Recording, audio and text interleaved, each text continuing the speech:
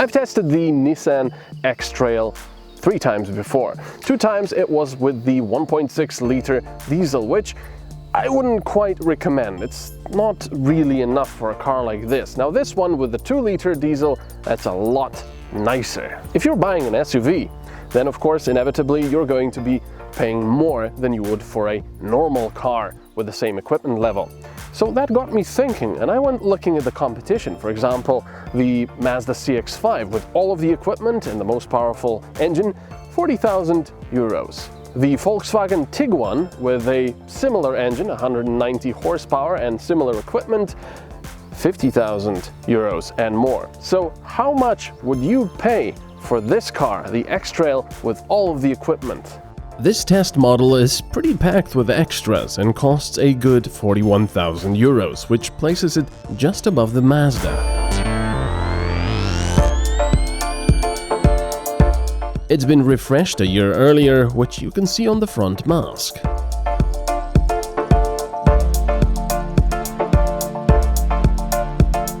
Depending on the chosen equipment package, it comes with LED headlights.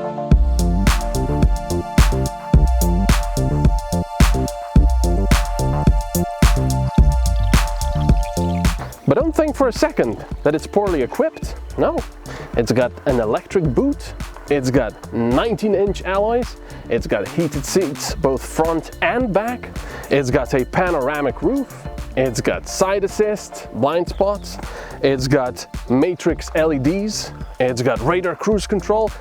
I'm not even going to mention the 4x4 drive, which is now more a rarity in SUVs than not. So, is it really a wonder that this is one of the best-selling SUVs in the world? I have to correct myself here. When I've said it has matrix LEDs, I meant they can swivel into corners, but they won't actually form a beam of light around other vehicles.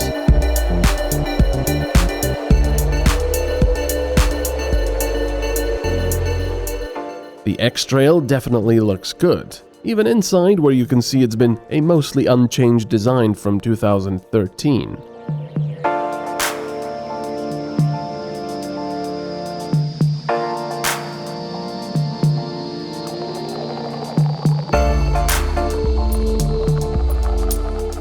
This model allows you to choose 2- or 4-wheel drive, or let the computer decide when to send power to the rear wheels.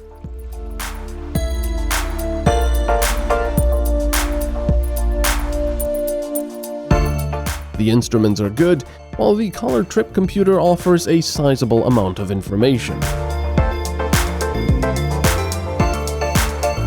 The highest equipment package fits the car with a big electrically operated panoramic roof. It's important to know you can also electrically close the blinds to protect from the sun.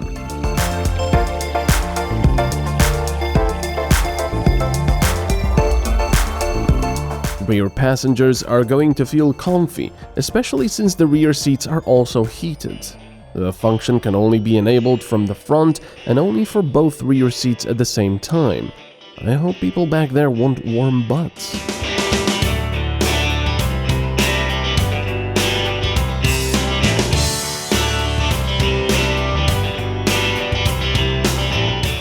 Since this is a car with which I should have an active, sporty lifestyle, I drove out into the nature.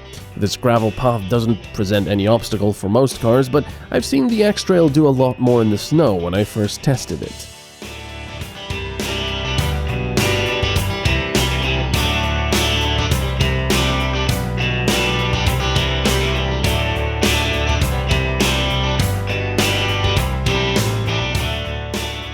Inside, the good story continues.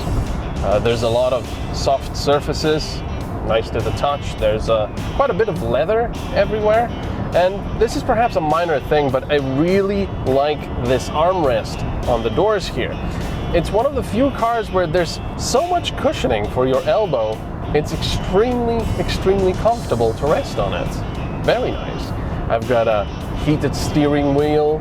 I've got a hill descent control system, which is very important if you decide to descend, on some muddy or snowy hills, so you don't go sideways. Yes, all right. The infotainment system is perhaps not the latest and the greatest. actually, we've known it for quite a few years now, and it's a bit small, perhaps a bit old-fashioned.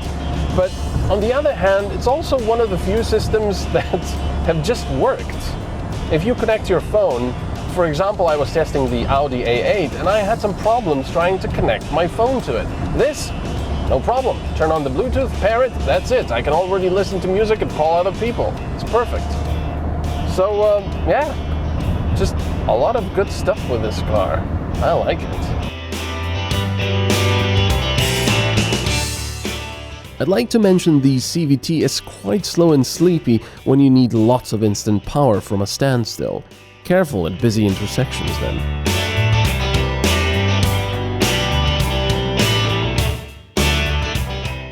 The base X-Trail can be bought for 26,000 euros, while the fully equipped one with the most powerful engine, CVT and all-wheel drive will cost you a little over 41,500 euros.